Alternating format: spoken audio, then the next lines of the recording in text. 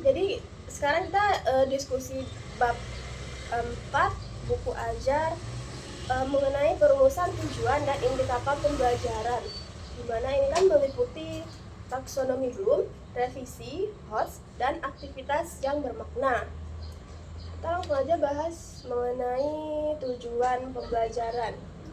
Nah, tujuan pembelajaran itu pernyataan yang menjelaskan apa yang ingin dicapai atau apa yang harus dicapai oleh peserta didik selama pembelajaran atau pada akhir pembelajaran. Nah, tujuan ini bersifat umum tetapi tetap menekankan kompetensi yang diharapkan baik dari segi pengetahuan atau kognitifnya. Misalnya, memahami konsep sains atau sejarah atau memahami konsep perkalian, penjumlahan, dan sebagainya. Kemudian ada keterampilan, misalnya siswa itu mampu membuat model, membuat portofolio ataupun praktik gitu. Kemudian ada sikap, misalnya apakah siswa itu bisa menghargai pendapat temannya, bisa bekerja sama dengan baik dalam kelompok dengan temannya. Nah, jadi tujuannya adalah apa hasil belajar yang ingin dicapai tanpa terlalu rinci soal cara mengukurnya. Tujuan pembelajaran itu ada juga langkah merumuskannya. Nah, bagaimana caranya? Pertama itu tentukan kompetensi yang ingin dicapai. Kayak kita menyusun CP dulu kan ada kompetensi dan juga materinya yang dipisahkan. Nah, menyusun tujuan itu juga harus menentukan kompetensi yang ingin dicapai itu apa. Contohnya, siswa mampu menganalisis faktor-faktor penyebab polusi udara. Nah, dengan catatan fokus pada hasil belajar yang terukur dan spesifik, bukan hanya siswa itu hanya sekedar tahu atau mengerti, karena itu sulit untuk diukur. Yang kedua, gunakan kata kerja operasional. Nah, tujuan itu harus menggunakan kata kerja yang jelas sehingga dapat diamati dan diukur. Kalau kata kerja tidak menggunakan operasi yang jelas atau menggunakan kata kerja yang ambigu, bakal sulit untuk gurunya menerapkan dan siswanya pun akan sulit untuk memahami. Nah, pilih kata kerja yang sesuai dengan tingkat kognitif menurut taksonomi Bloom revisi, yang sebenarnya udah kita bahas juga di video sebelumnya. Dimana kalau mengingat itu kan kayak menyebutkan, mengidentifikasi, memahami itu menjelaskan, merangkum, terus ada menerapkan, itu bisa menggunakan, melaksanakan, lalu menganalisis itu bisa kayak membandingkan dan membedakan, atau mengevaluasi itu bisa menjadi menilai atau mengkritik, dan yang terakhir itu kayak mencipta atau merancang. Nah, itu tuh bisa yang merancang dan membuat. Nah, contoh kata kerja operasional: menganalisis, mengevaluasi, membandingkan, dan merancang. Itu contoh kata kerja operasionalnya yang sering digunakan lah. Yang ketiga, sertakan konteks dan kondisi. Nah, kondisi memberi gambaran situasi atau alat bantu yang digunakan dalam pembelajaran. Tujuan jadi lebih jelas dan realistis karena adanya alat bantu tadi. Contohnya, dengan menggunakan diagram alir, siswa mampu menjelaskan proses fotosintesis. Nah, artinya siswa tidak hanya tahu fotosintesis saja, tetapi dapat menjelaskan dengan bantuan diagram alir. Kemudian, perumusan indikator keberhasilan. Nah, indikator itu adalah cara mengukur apakah tujuan tadi itu bisa tercapai atau tidak. Nah, dengan indikator, tujuan yang sebenarnya bersifat umum menjadi lebih terstruktur. Indikator menjawab apa yang siswa lakukan, bagaimana, dan seberapa baik. Contoh, tujuannya siswa mampu memahami konsep gaya dan gerak. Berarti indikatornya, siswa dapat menjelaskan hukum Newton 1, 2, dan 3, serta memberikan contoh penerapannya dalam kehidupan sehari-hari. Meskipun kayak mirip tujuan dan indikator, tapi ini tuh beda, ada bedanya. Apa bedanya? Apa yuk? tujuan itu dia kayak apa yang ingin dicapai. Nah, fokusnya itu pada hasil belajar secara lebih umum. Sedangkan indikator itu bagaimana kita tahu itu tuh udah tercapai atau bagaimana kita itu mencapai tujuan itu. Fokusnya pada bukti nyata atau kemampuan yang dapat dilihat atau yang terlihat di siswa.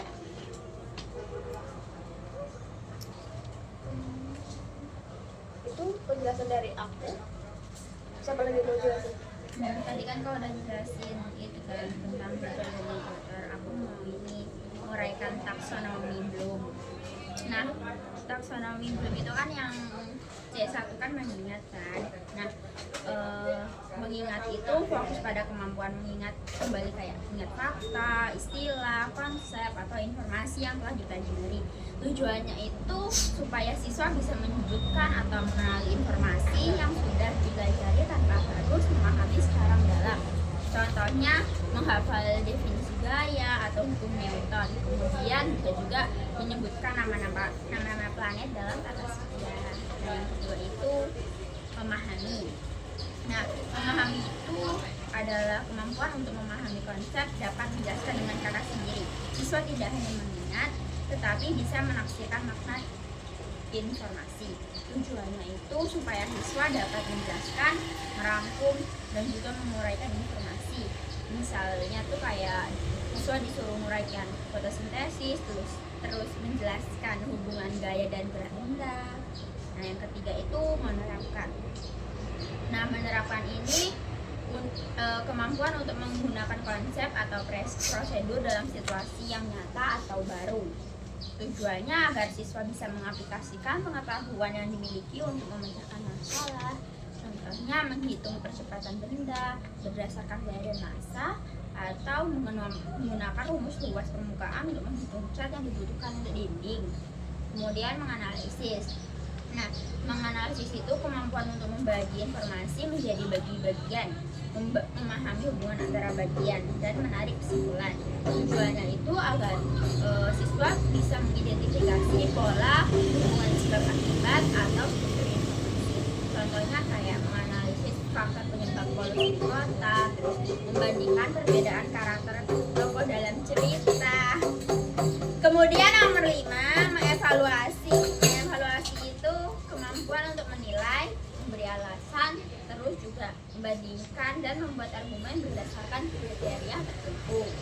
Tujuannya agar siswa itu bisa mengambil keputusan, kemudian menilai kelebihan atau kekurangan, atau memvalidasi informasi.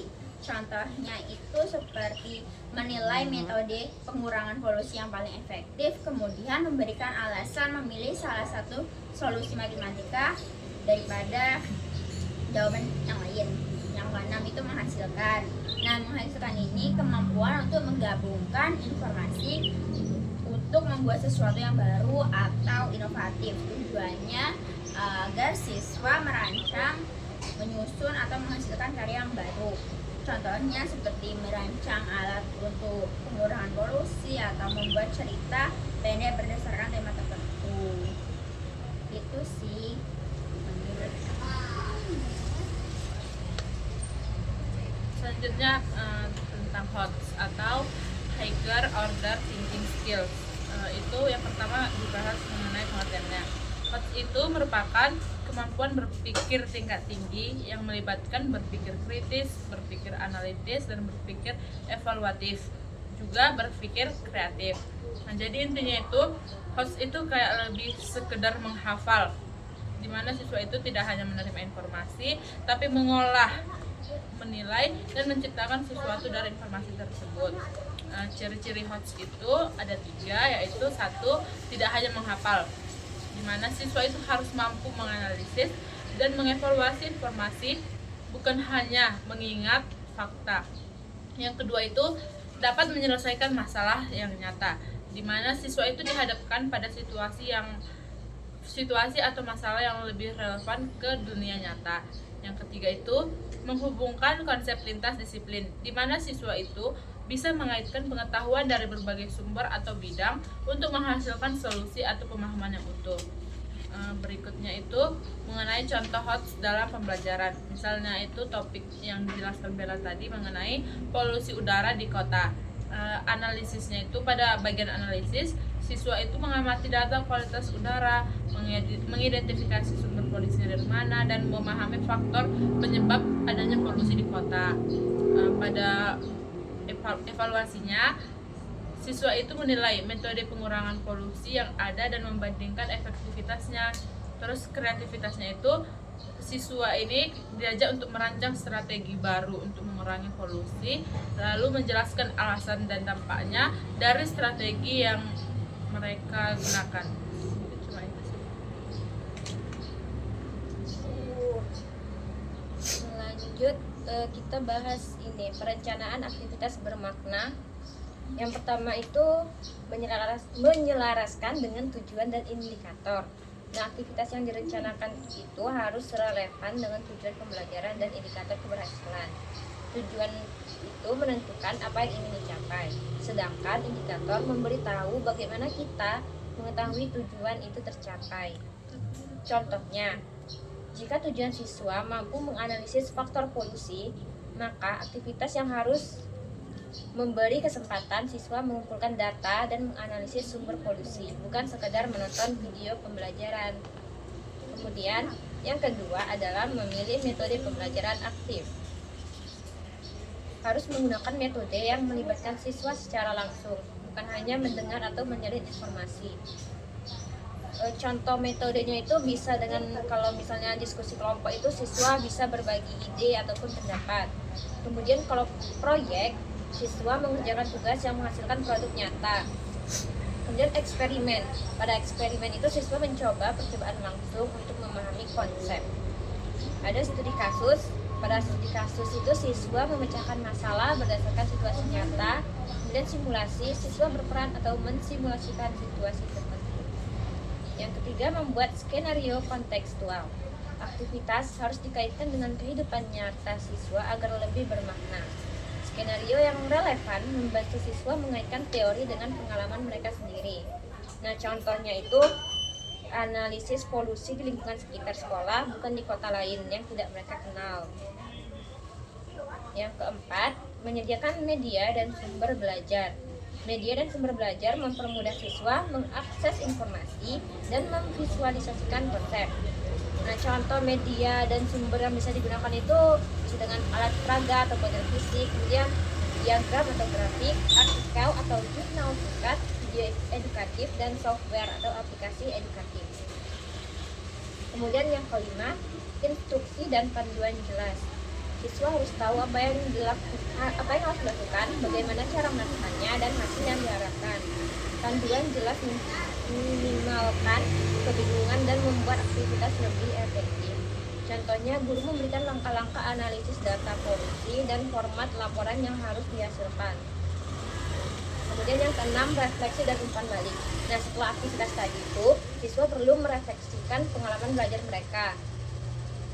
Guru itu memberi umpan balik untuk memperdalam pemahaman dan memperbaiki kesalahan. Refleksi bisa berupa diskusi kelas, menulis jurnal, atau presentasi hasil kerja mereka. Contohnya, contoh aktivitas bermakna itu siswa membuat poster kampanye lingkungan berdasarkan hasil analisis polusi di sekolah, lalu mempresentasikan poster tersebut di depan kelas. Nah, aktivitas ini itu selaras dengan tujuan menganalisis polusi, memakai metode aktif seperti proyek dan presentasi, kontekstual dengan lingkungan sekitar, dan menggunakan media seperti poster, alat tulis, ataupun data polusi. Kemudian mereka memiliki panduan yang jelas dan refleksi dari umpan balik guru. Begitu. Oh, betul. Terus kita bahas itu Dari buku ajar nggak sih? dari buku ajar capaian bab ya. Oh iya, sampai babi harus Oh iya. sampai Nah, capaian bab itu atau learning outcome bab, setelah mempelajari bab kita itu harus mampu yang pertama menjelaskan perbedaan tujuan pembelajaran, kemudian indikator pencapaian, dan juga aktivitas pembelajaran dalam kerangka OBE dan constructive engagement. Yang kedua, merumuskan tujuan pembelajaran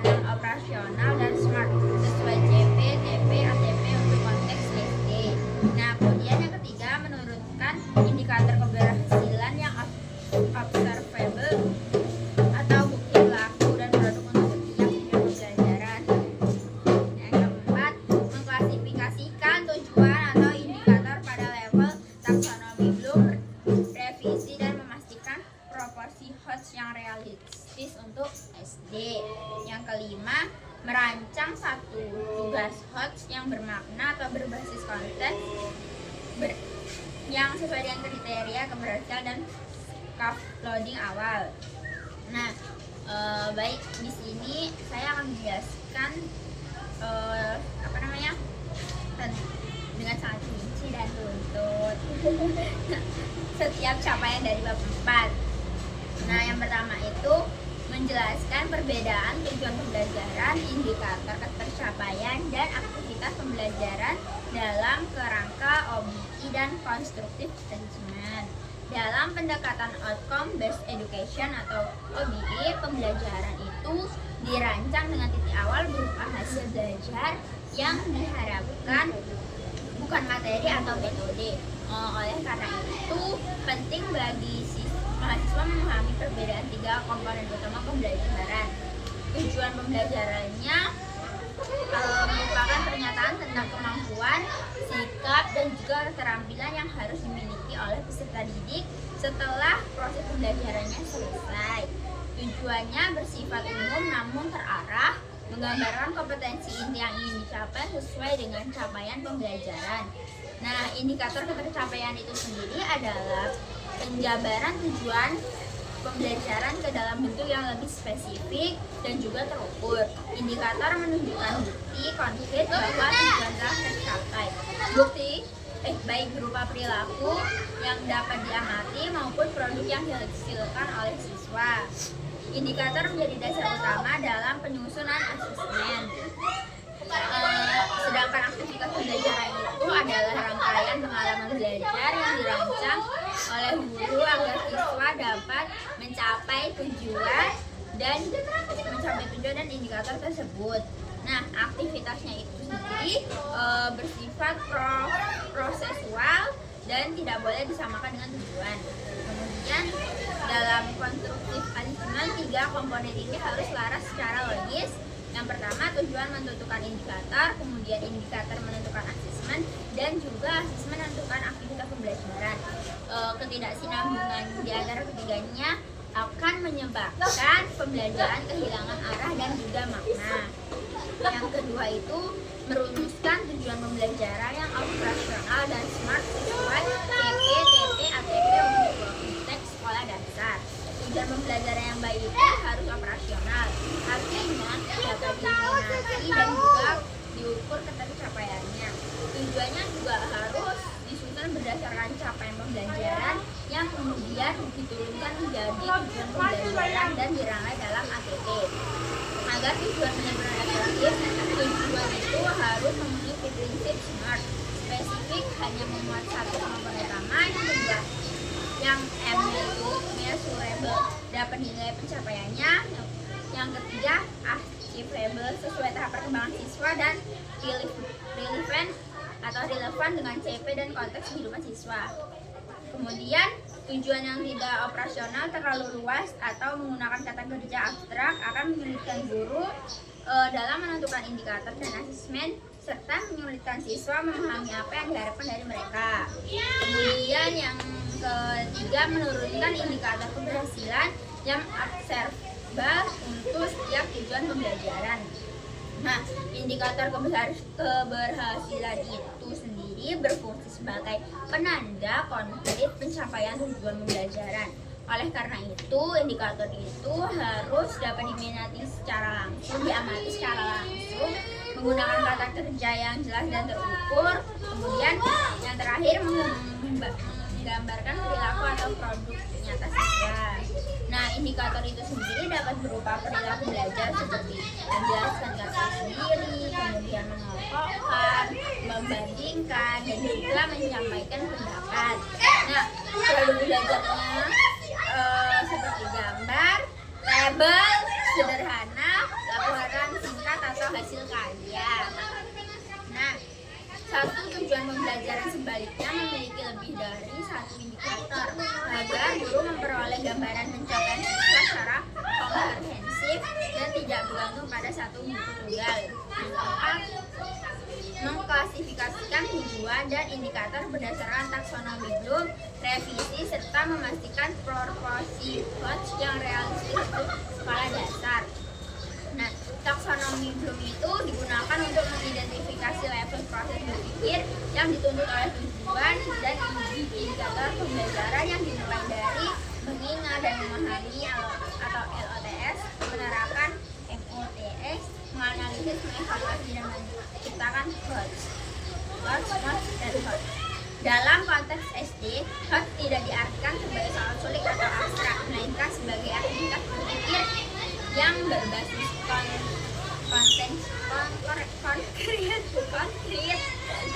Habis itu dekat dengan kehidupan siswa dan juga menuntut penalaran sederhana dan reflektif.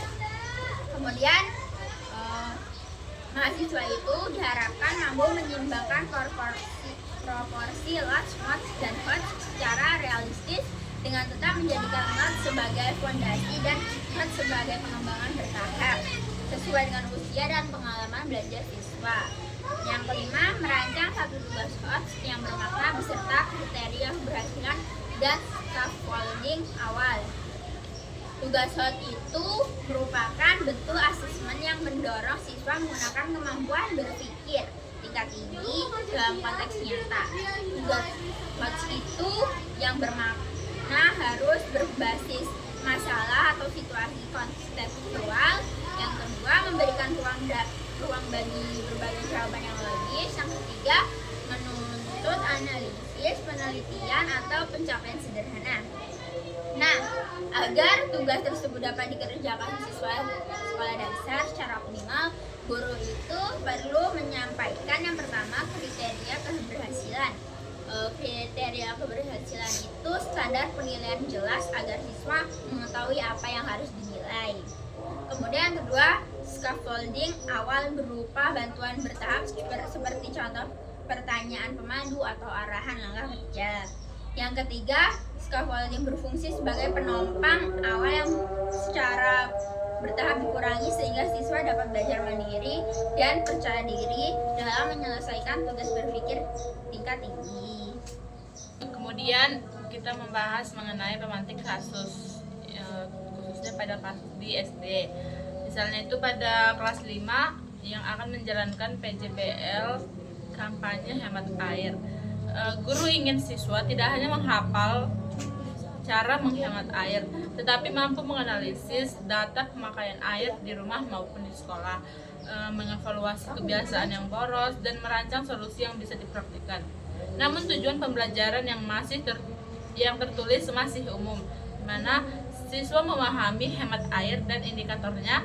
Siswa dapat menjawab pertanyaan pemantiknya itu yang pertama, apa masalah utama dari tujuan memahami dan indikator menjawab pertanyaan jika targetnya adalah transfer dan HOTS.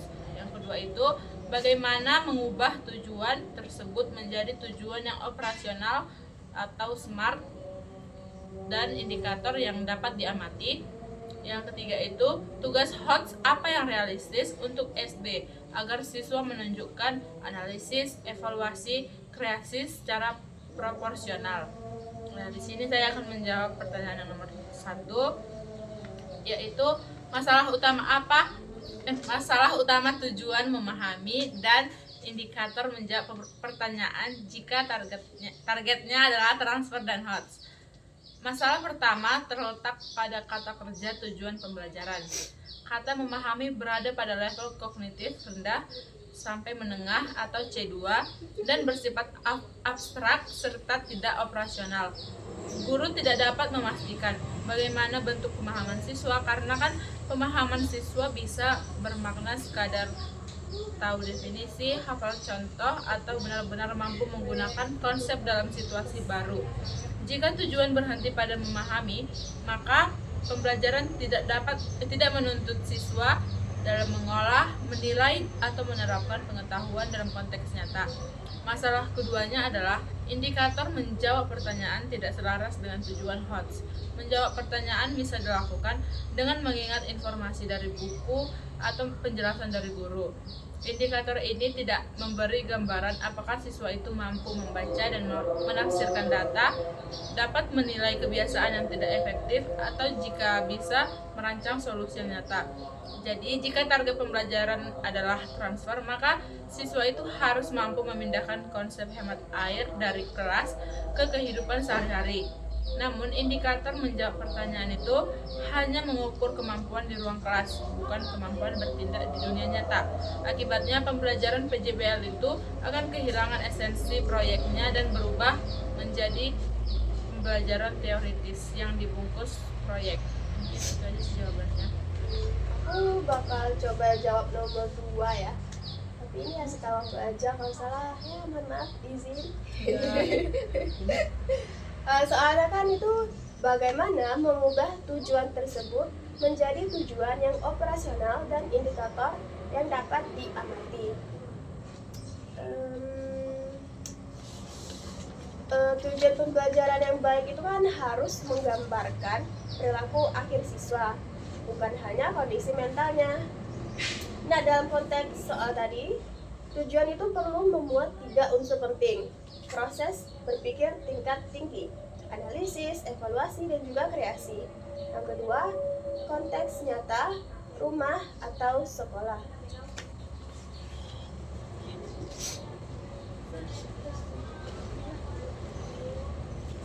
Yang ketiga, produk atau tindakan yang bisa diamati.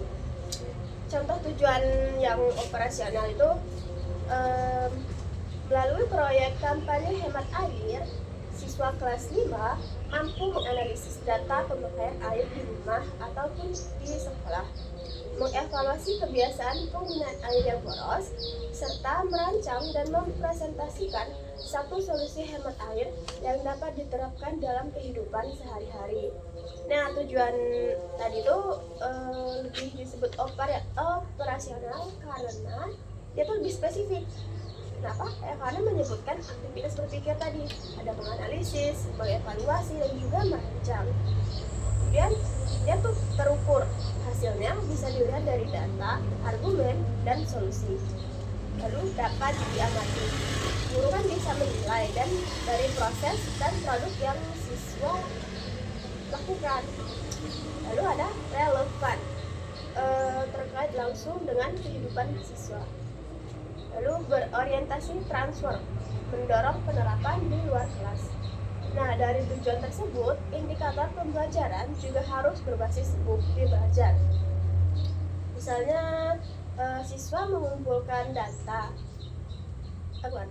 mengumpulkan dan menyajikan data pemakaian air dalam bentuk tabel, catatan harian, atau grafik sederhana. Nah, nanti siswa kemudian menjelaskan alasan tuh mengapa suatu kebiasaan penggunaan air termasuk boros ataukah hemat. Nah, siswa mengusulkan solusi hemat air yang realistis dan sesuai dengan kondisi rumah ataupun sekolah.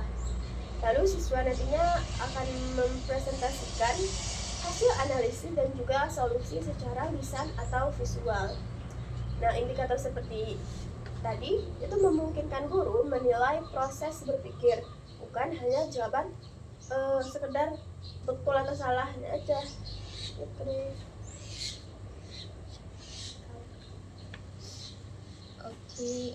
lanjut nomor 3 ya, tentang tugas HOTS yang realistis untuk SD agar analisis, evaluasi, kreasi muncul secara proporsional. Nah, HOTS pada jenjang SD tidak berarti tugas yang rumit, tetapi tugas yang menuntut siswa berpikir dengan alasan dan konteks nyata. Oleh karena itu, tugas harus bertahap dan dekat dengan pengalaman siswa. Pada tahap analisis, siswa diminta mengamati dan mencatat pemakaian air selama beberapa hari. Misalnya, kapan air paling sering digunakan, kegiatan apa yang menghabiskan air paling banyak. Nah, pada tahap ini, siswa belajar mengurai informasi dan mengenali pola, bukan sekedar membaca data yang sudah jadi. Kemudian tahap evaluasi, siswa kemudian membandingkan kebiasaan penggunaan air tersebut dan menilai kebiasaan mana yang paling boros dan kebiasaan mana yang sudah hemat. Kemudian mereka membuat alasan di balik penilaian tersebut. Evaluasi ini melatih siswa memberi penilaian berdasarkan kriteria, bukan berdasarkan pendapat tanpa alasan. Kemudian ada tahap kreasi. Sebagai puncaknya, siswa diminta merancang solusi, misalnya itu membuat rencana aksi hemat air di rumah, membuat poster atau video kampanye sederhana, ataupun menyusun kegiatan kelas, kesepakatan kelas tentang penggunaan air di sekolah. Tahap kreasi ini menunjukkan bahwa siswa tidak hanya memahami masalah, tetapi juga mampu menghasilkan ide baru yang bisa diterapkan.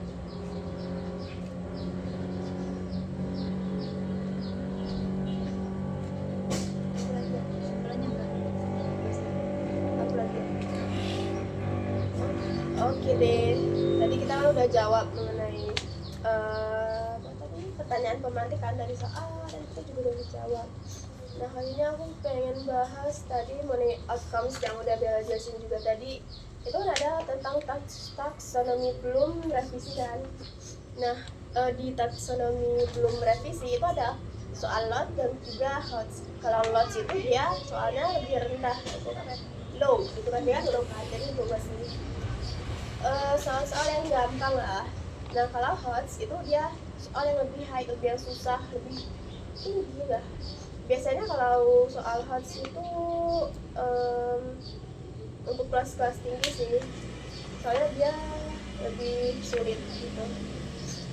Nah LOT dan HOTS untuk SD itu tujuannya untuk membantu mengklasifikasi proses kognitif dari mengingat dan juga dari mengingat hingga dari mengingat hingga mencipta, yang udah belajar juga tadi.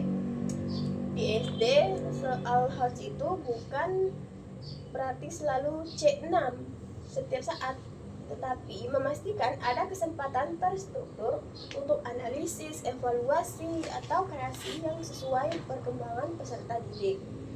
Nah, LOTS itu dari C1 sampai C3.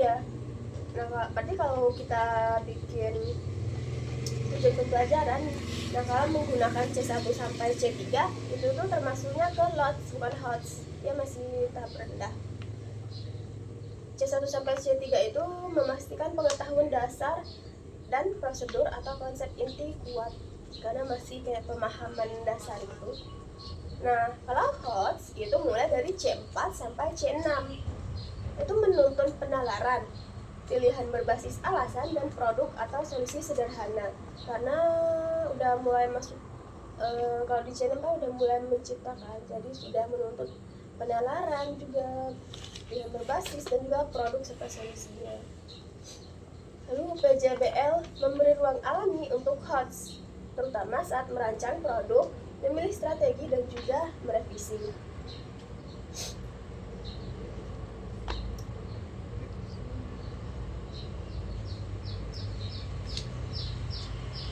Taksonomi belum revisi membagi proses kognitif menjadi 6 tingkat.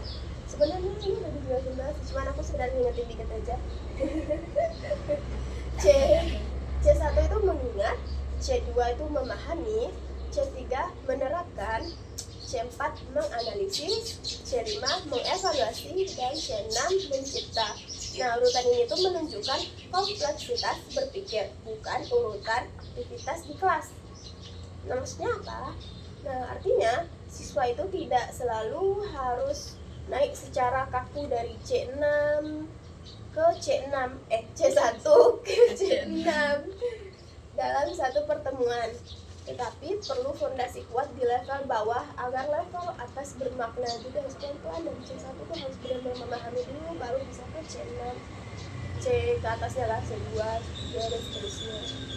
Di SD, taksonomi Bloom berfungsi sebagai panduan merancang pengalaman belajar, bukan target administratif semata. Nah, tadi kan aku udah bilang kan LOTS itu dari C1 sampai C3. Itu fondasi yang wajib kuat. Peran LOTS di SD itu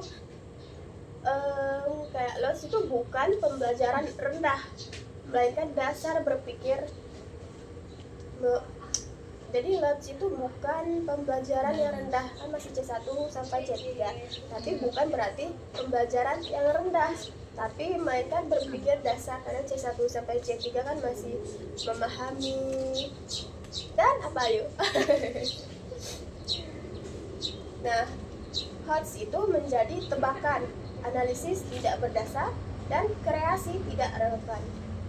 Di jenjang SD, LOT sangat krusial karena siswa masih membangun kosakata konsep, pemahaman sebab akibat sederhana, prosedur dasar. Contoh LOTS yang tepat, karena kita kan masih, kalau misalkan di kelas awal itu pasti masih menggunakan LOTS, belum menggunakan HOTS.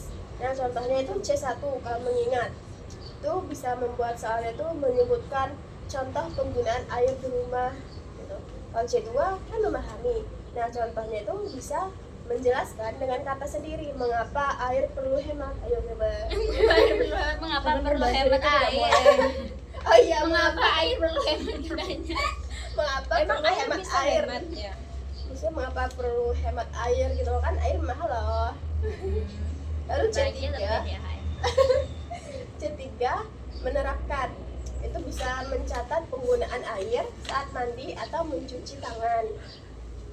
Nah, pada tahap ini guru tidak salah jika pembelajaran banyak berada di C1 ataupun C3.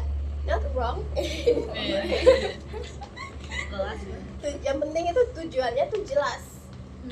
Jelas agar bisa menjadi pijakan menuju HOTS. Karena Lanjut. kalau low itu kan LOTS tadi kan masih dasar. Jadi guru nggak bisa bikin soal mendadak HOTS kalau siswa belum bisa menjawab yang LOTS. Nah, yang HOTS itu dari C4 sampai C6 itu penalaran, pilihan dan keputusan sederhana. Makna HOTS di SD. HOTS di SD bukan soal rumit atau abstrak. Banyak yang mikir kan kalau HOTS itu berarti soalnya susah kan. Tapi padahal HOTS itu sebenarnya tuh tujuannya tuh agar siswa itu bisa berpikir tuh dengan alasan, bisa membandingkan pilihan, mengambil keputusan sederhana, dan menghasilkan solusi yang kontekstual. HOTS berarti siswa tidak hanya tahu, tapi menimbang dan memilih. Jadi siswa nggak hanya ABCD cepucut, tapi Iya. siswa bisa memahami. Lalu C4 itu kan menganalisis, dan siswa mulai membandingkan, mengelompokkan, dan menemukan pola sederhana. Contohnya, membandingkan kegiatan yang paling banyak memakai air atau mengelompokkan kebiasaan hemat dan boros. Nah, ini adalah soal HOTS yang sangat sesuai dengan perkembangan SD. Lalu ada C5 itu mengevaluasi. Evaluasi di SD bukan debat kompleks, melainkan memberi alasan, menentukan mana yang lebih baik, lalu menjelaskan pilihan. Contohnya, menilai kebiasaan, mana yang perlu diubah dan alasannya. Memilih solusi hemat air yang paling mungkin dilakukan di rumah masing-masing. Nah, yang dinilainya nanti itu bukan benar atau salah dari siswanya, tetapi alasan yang masuk akal yang ditulis siswa. Kadang siswa nulisnya asbun aja kan misalnya. Nah, nanti yang dinilai itu bukan benar atau salahnya, tetapi alasan yang ditulis siswa itu masuk akal atau enggak. Lalu ada C6. C6 itu mencipta. Nah, itu tuh kreasi di SD bersifat sederhana, kontekstual, dapat ditiru dan diterapkan. Contohnya, siswa mampu membuat poster hemat air, atau menyusun rencana aksi keluarga, ataupun membuat kesepakatan kelas. Nah, C6 di SD tidak menuntut inovasi orisinal tingkat tinggi, tetapi kemampuan menggabungkan pengetahuan menjadi produk bermakna. Nah, mengapa atau kenapa HOTS itu tidak harus selalu C6? Kesalahan umum guru-guru itu biasanya menganggap kalau belum C6 berarti belum HOTS nih, karena C6 kan paling tinggi kan, kalau HOTS berarti menggunakan C6. Padahal itu tuh salah. Kenapa? Karena C4 dan C5 itu sudah termasuk dalam HOTS. Tidak semua materi itu cocok untuk C6.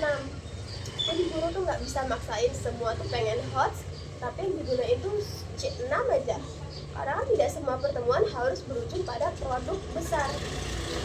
Hal yang penting itu adalah apakah siswa diberi kesempatan berpikir dengan alasan dan pilihan, bukan sekedar mengikuti instruksi.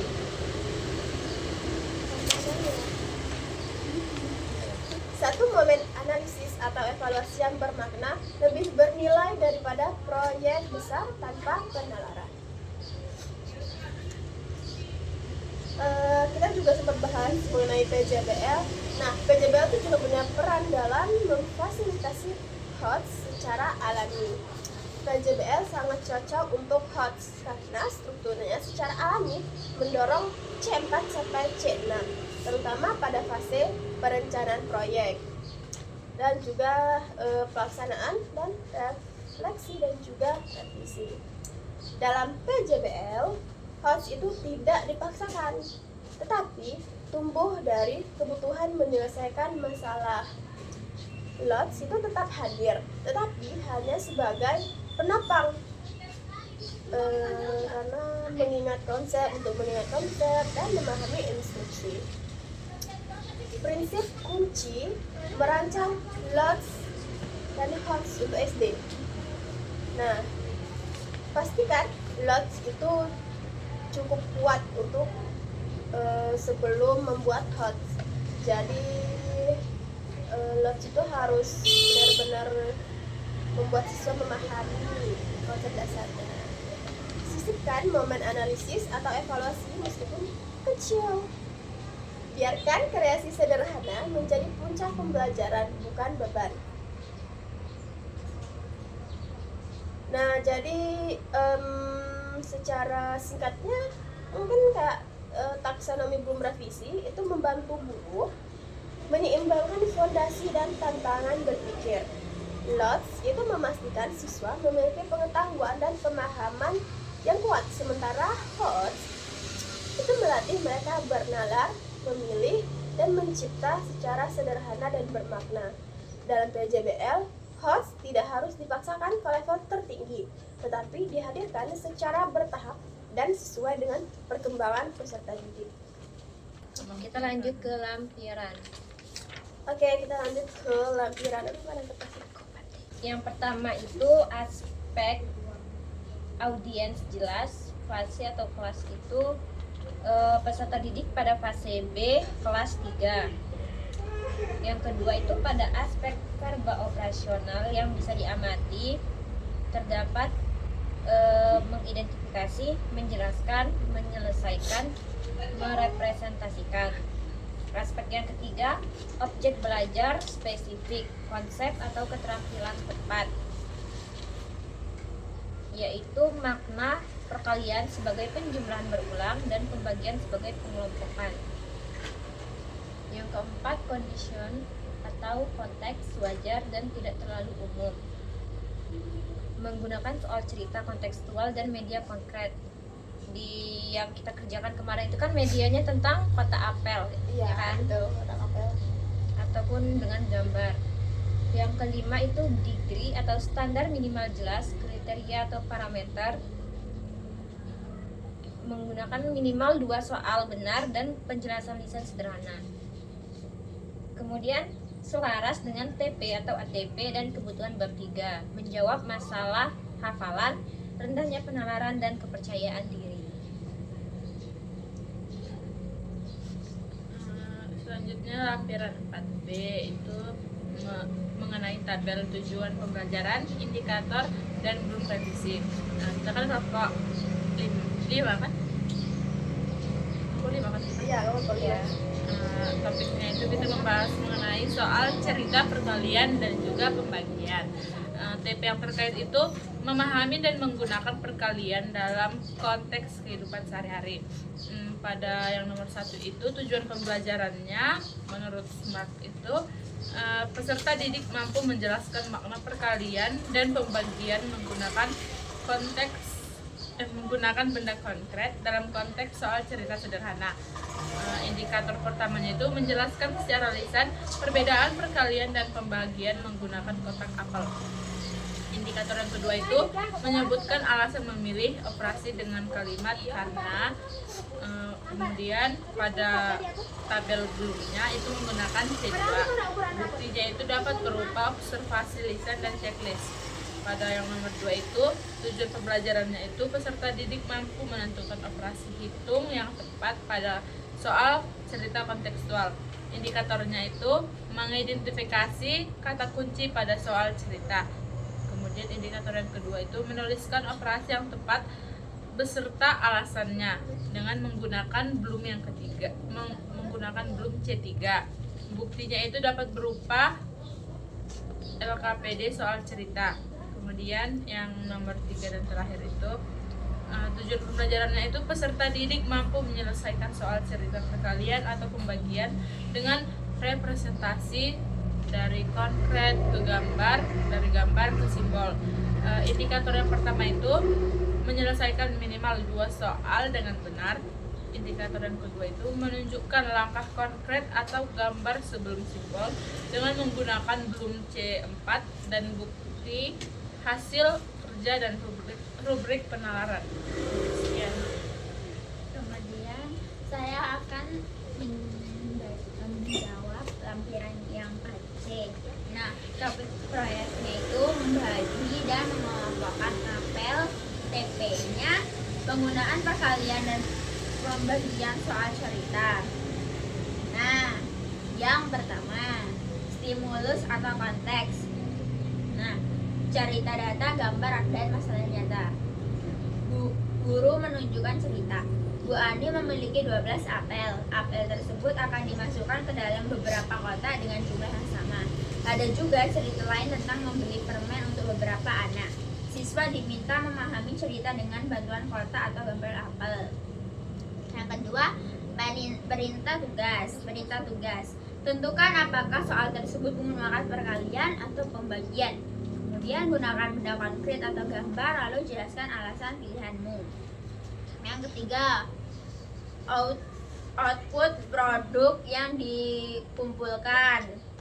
LKPD berisi jawaban soal cerita dan penjelasan lisan secara singkat. Yang keempat, kriteria keberhasilan. Yang pertama, menentukan operasi yang tepat. Yang kedua, menunjukkan representasi konkret atau gambar. Yang ketiga, memberi alasan logis dengan kalimat yang sederhana. Yang kelima, scaffolding atau dukungan. Dukungan pertama adalah kota apel dan gambar bantu. Dukungan kedua, kalimat bantu saya. Saya memilih karena. Kriteria ketiga, pertanyaan pemadu. Ini dikelompokkan atau ditambahkan berulang. Yang keenam, diferensiasi awal. Pesona A wajib menggunakan benda konkret. Pesona B gambar tambah simbol. Pesona C membuat satu soal sendiri. Oke, kita lanjut ke lampiran 4D ya. Di lampiran 4D ini kan lembar review cepat. Nah, kriteria review pertama itu ada tujuan operasional dan realistis. Ada verbanya jelas, objek jelas, dan realistis. Skornya 4 karena verbanya jelas dan juga sesuai untuk SD. Kemudian ada tujuan smart, spesifik, terukur, dan relevan. Skornya 4 ya, karena dia spesifik dan terukur. Yang ketiga, indikator observable dan minimal 2 per tujuan. Skornya 4 juga karena ada bukti lisan dan juga ada tertulis jelas. Kemudian yang keempat, kesesuaian belum revisi. Skornya 3 karena dominannya ke C2 sampai C4 sesuai fase B.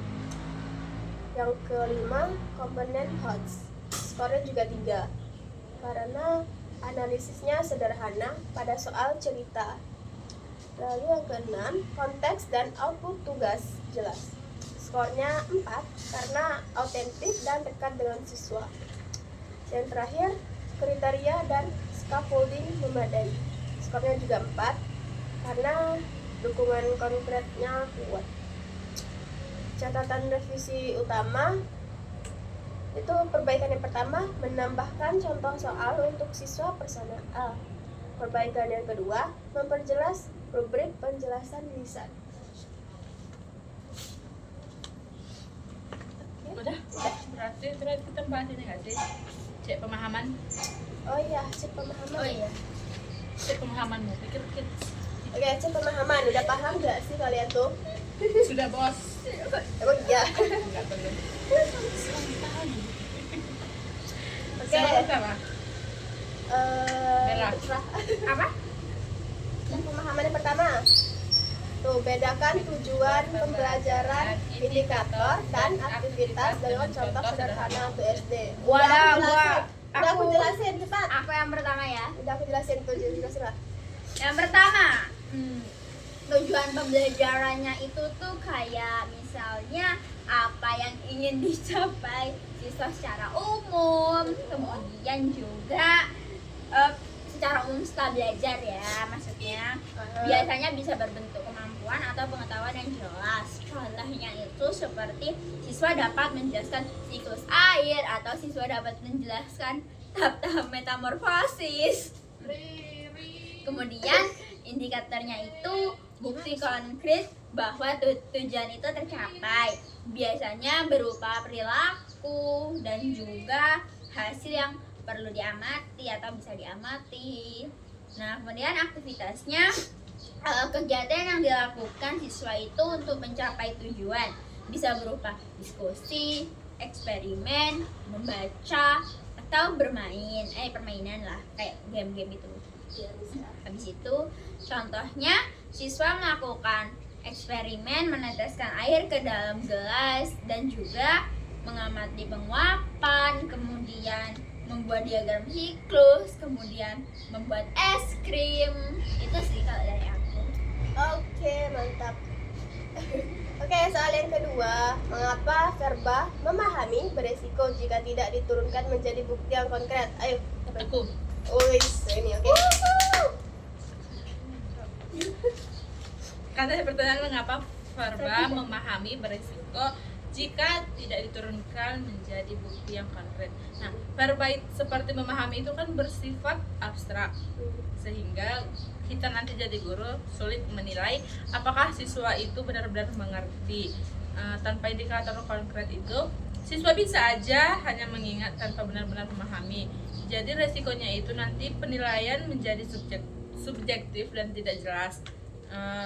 Adapun solusinya mungkin kita bisa menurunkan menjadi perilaku atau hasil yang bisa diamati.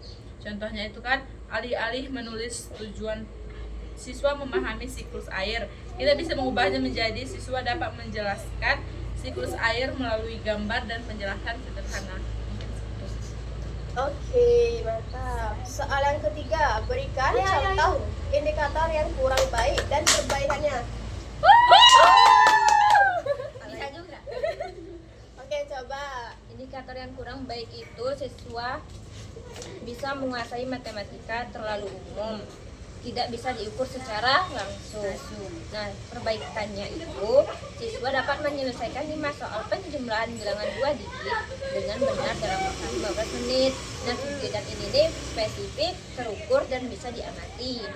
Prinsipnya itu indikator itu harus bisa terukur, jelas, dan observable. Gitu. Oke, mantap. Soal yang kelima, bagaimana cara membuat tugas host lebih aman untuk SD tanpa membuatnya terlalu sulit? Nggak ada yang mau jawab. Ya udah deh, aku deh yang jawab. Kayak ada. Kayak ada jawab.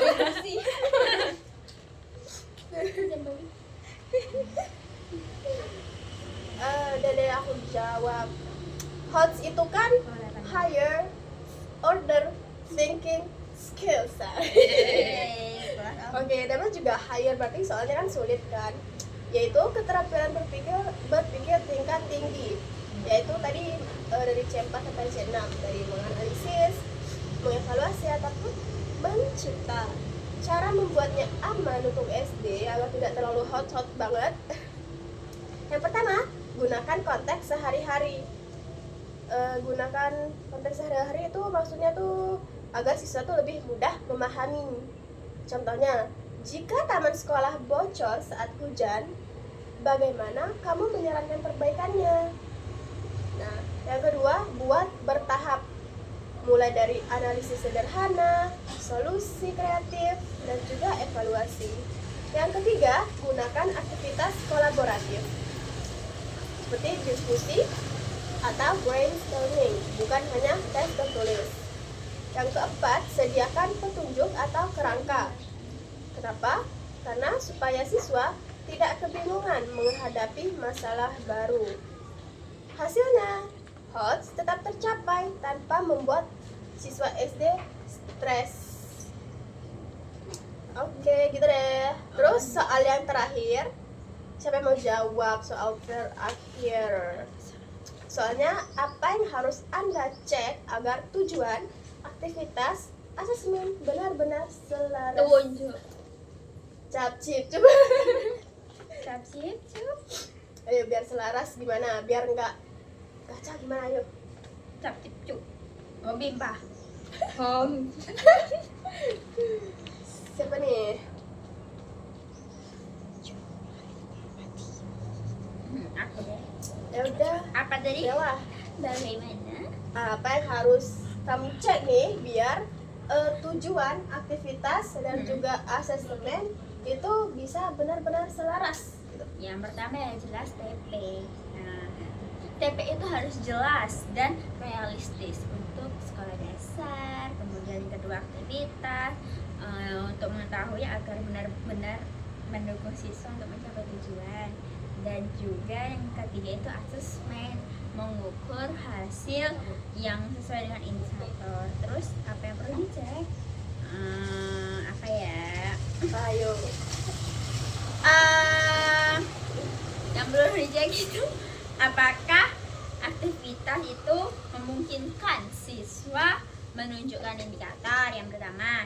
Yang kedua, apakah asesmen menilai hal yang sama dengan tujuan dan indikator. Dan yang ketiga, apakah semua bahasa tujuan, indikator, dan asesmen mudah dipahami siswa sekolah dasar.